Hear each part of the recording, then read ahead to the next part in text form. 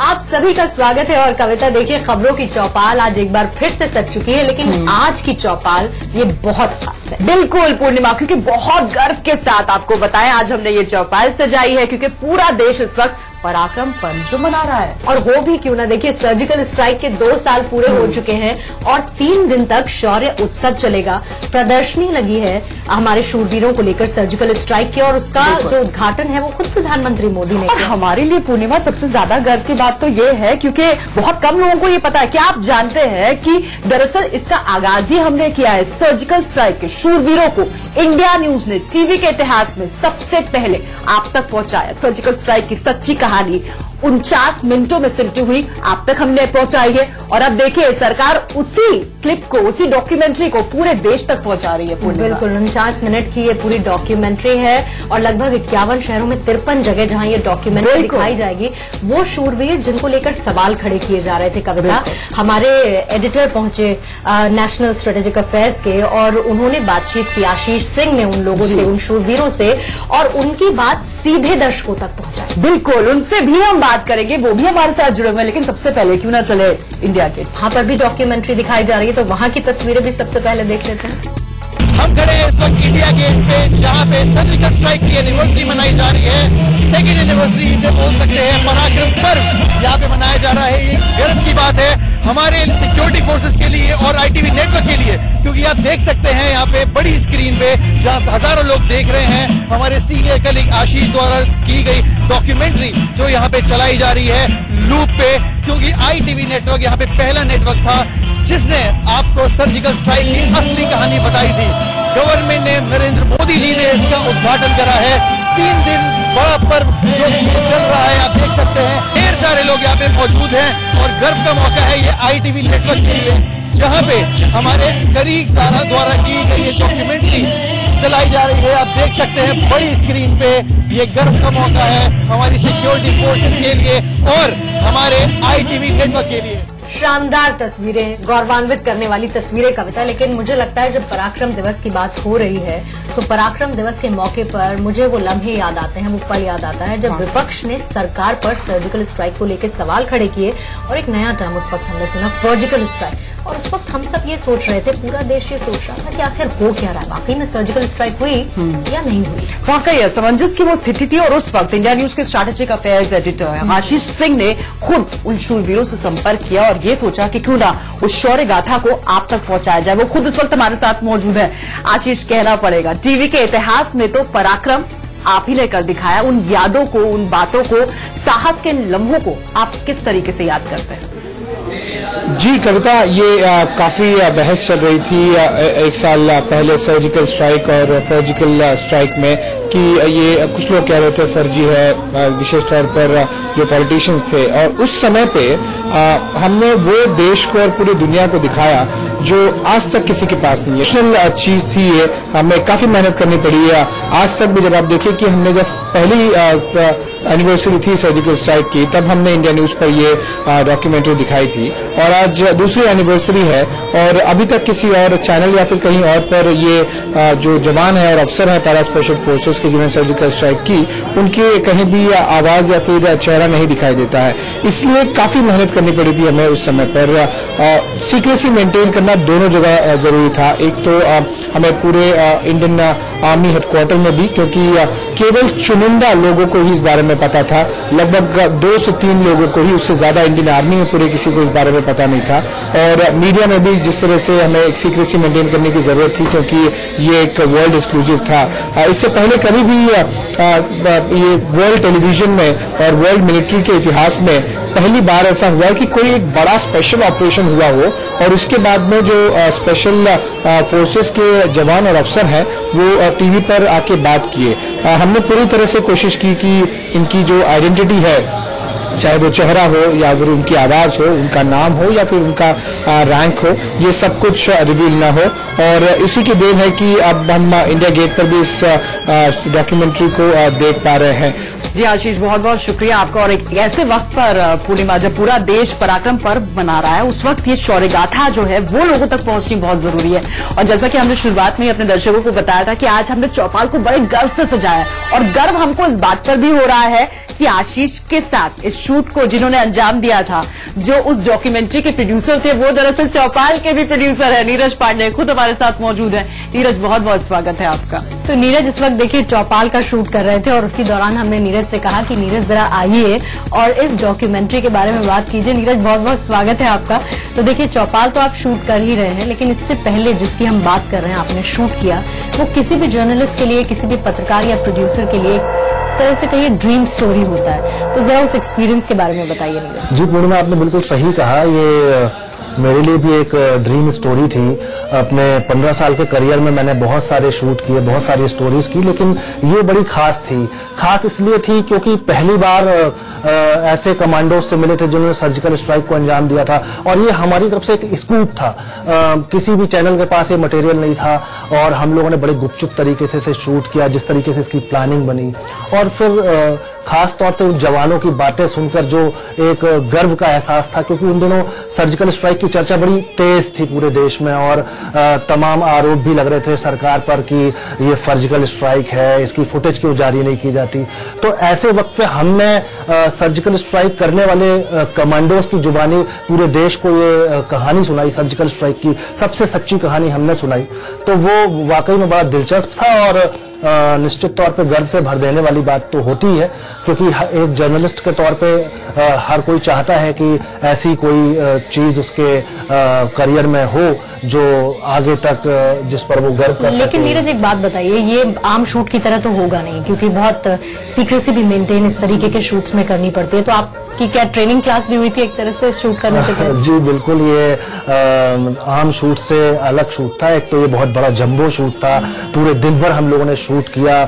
हम लोगों ने 5 कमांडोज हम लोगों के साथ थे शूट पे, और बड़ी दिलचस्प बात ये थी कि वो जवानों ने हमसे ये भी बोला कि क्योंकि हम लोगों ने पूरे दिन भर शूट किया, तो वो इतना परेशान हो गए थे, इतना थक गए थे कि उन्होंने कहा कि हमारे लिए सर्जिकल स्ट्राइक करना बड़ा उन्हें हमारी तरह आदत नहीं होगी, जैसे नीरज जो है हमसे लगभग 8-8 घंटे तक शूट कराते हैं, तो उन लोगों को इसकी आदत बिल्कुल भी नहीं होगी। बिल्कुल उनसे मिलकर आपका सीना भी 56 इंच का हो गया। हाँ, मुझे भी लगा कि हम लोग भी मतलब किसी पैरा कमांडो से कम नहीं है हमारा। जब आपको ये कहा गया था कि डॉक्यूमेंट्री आपको शूट करनी है, तो आपको ऐसा लगा कि कुछ ऐसा आप काम कर रहे हैं जो देश हित में हो रहा है? और क्या उस वक्त आपको एहसास था कि इतने सारे दर्शकों का इतना प्यार मिलेगा आपको कि सरकार उस डॉक्यूमेंट्री को 3 दिनों तक 51 शहरों में दिखाएगी? देखिए कविता, ये हम लोगों ने ये तो हमारे जहन में था कि ये हमें जो कुछ कर रहे हैं वो एक छोटी मोटी चीज नहीं है, बड़ी चीज है, लेकिन उसको इस तरीके से प्रोत्साहन मिलेगा, सरकार उसे इस तरीके से लेगी, ये नहीं सोचा था। लेकिन चलिए, ओवरऑल जो भी हुआ बहुत अच्छा है और ये बड़े गर्व की बात है। ITV नेटवर्क के लिए गर्व की बात है, हम सभी के लिए गर्व की बात है कि हमारी बनाई हुई चीज देश देख रहा है और उसे दिखाएगा। और चलते चलते चौपाल के दर्शकों को अगर कुछ बता पाए, कुछ बड़ी प्लानिंग तो नहीं है जिसके बारे में मुझे और पूर्णिमा को अभी नहीं पता, और कुछ वक्त बाद सरकार कुछ बताए?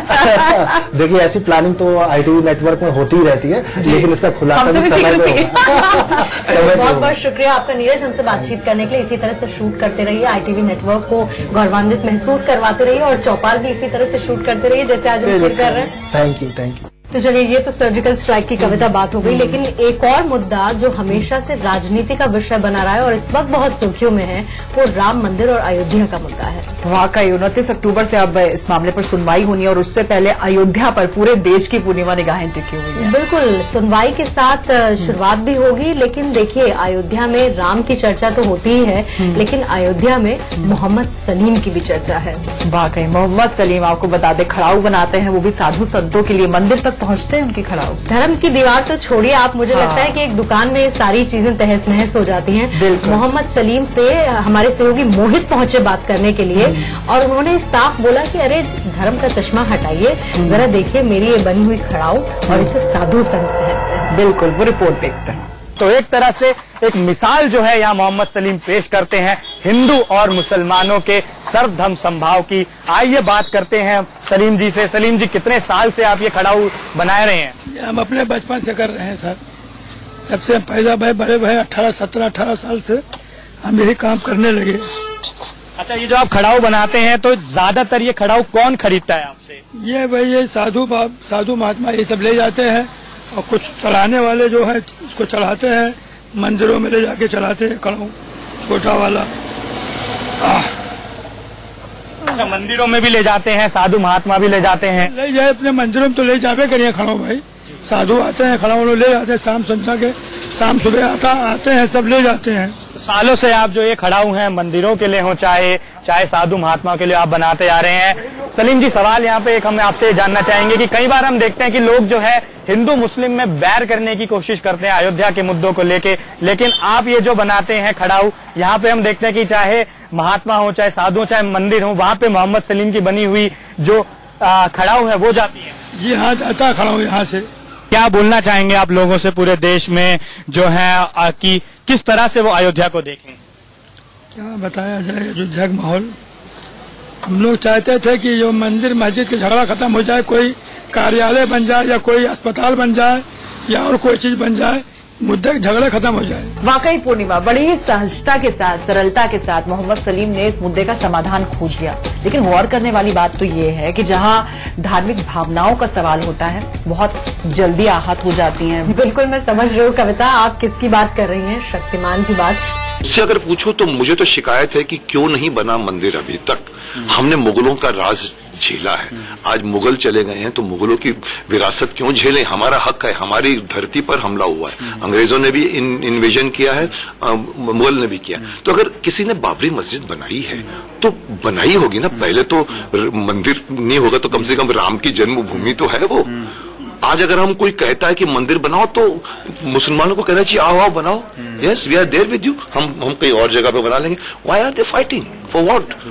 It's absolutely nonsensical for me to delay it to the 2019 election. It should have been done before. बनना चाहिए था मंदिर। हम गर्व से कहते हैं हम हिंदू हैं, क्यों नहीं कहेंगे हम लोग? That's a good point. मुसलमानों की तरफ से भी ग्रैंड जेस्चर शायद आना चाहिए। जेस्चर देना चाहिए कि हम आपके साथ हैं। मैं तो साफ साफ कहता हूं कि जो शख्स अगर दूसरे मुल्क पे बरसात होती है और इस यहाँ पर छतरी खोल देते, वो हमारे देश के नहीं है। आप पहले सिटीजन है, फिर हिंदू है, फिर मुस्लिम है, फिर सिख है, फिर ईसाई। I don't have to mean कि आप हिंदू बनिए, आप सिख बनिए, लेकिन आप पहले अपने आप को इंडियन बोलिए। तो कई बार अलग अलग तस्वीरें देखने को मिलती हैं और ऐसी ही एक तस्वीर मध्य प्रदेश से सामने आई है। मध्य प्रदेश में एक जगह है सेंधवा, और आप सोचिए अगर मैं आपको ये कहूं चौपाल में बैठकर कि आप जाइए वहां डीजल भराइए और मुफ्त में इनाम पाइए, तो क्या बात है। वाकई बहुत दिलचस्प ये खबर है, क्योंकि आपको बताएं इस पेट्रोल पंप पर चल रही है प्रोग्रेसिव ड्राइवर लॉयल्टी योजना। हर ड्राइवर को यहां पर आकर मुफ्त में चाय नाश्ता भी मिलता है और साथ ही साथ एक मौका मिलता है खूब सारे इनाम को जीतने का। आखिर वजह क्या है, इस मोटिवेशन की जरूरत क्या पड़ी, ये हमने जाना त्रिलोचन सिंह से, जो कि इस पेट्रोल पंप के मालिक है। ये ड्राइवर को आकर्षण के लिए कि भाई वो यहाँ से डीजल भराए, क्योंकि महाराष्ट्र और राजस्थान से हमारे रेट कुछ ज़्यादा है, और डीजल सेल बढ़ाने के लिए हमको कंपनी द्वारा किया गया है कि आप इनको पुरस्कृत करो। तो ड्राइवर को हम नगद इनाम कुछ साथ में गिफ्ट आइटम देते हैं ताकि वो आके यहाँ डीजल भराएं, क्योंकि मध्य प्रदेश गवर्नमेंट में वेट टैक्स सबसे ज़्यादा है, तो इसलिए डीजल की सेल बढ़ाने के लिए हमको ये ड्राइवर को पुरस्कृत करना पड़ता है, ड्राइवर को इनाम देना पड़ता है। उनके अनुसार कुछ अगर वो अधिक डीजल बढ़ाते हैं तो बड़ा पुरस्कार देते हैं, कम डीजल बढ़ाते हैं तो उसके हिसाब से देते हैं। लग जा गले की हसीना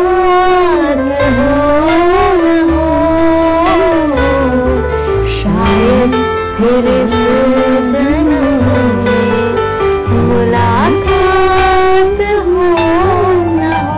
क्या बात है पूर्णिमा, वाह, इतना अच्छा गाना आपने गा दिया। और इससे मुझे याद आया, संसद में तो बीते दिनों बड़े गले लगने और पढ़ने की बातें होती रही, लेकिन क्या आप अंदाजा लगा सकती हैं एक सियासी शख्सियत ऐसी भी है जो सुरों को गले लगा रही है? बिल्कुल, फारूक अब्दुल्ला की आप बात कर रही है। देखिए, अक्सर हमने उनको उबलते हुए बयानों के लिए सुना है, गले लगने और पढ़ने की बातें होती रही, लेकिन क्या आप अंदाजा लगा सकती हैं एक सियासी शख्सियत ऐसी भी है जो सुरों को गले लगा रही है? बिल्कुल, फारूक अब्दुल्ला की आप बात कर रही है। देखिए, अक्सर हमने उनको उबलते हुए बयानों के लिए सुना है, लेकिन आज उनका गजल गाने का अंदाज भी हम लोगों को दिखा देते हैं। बिल्कुल।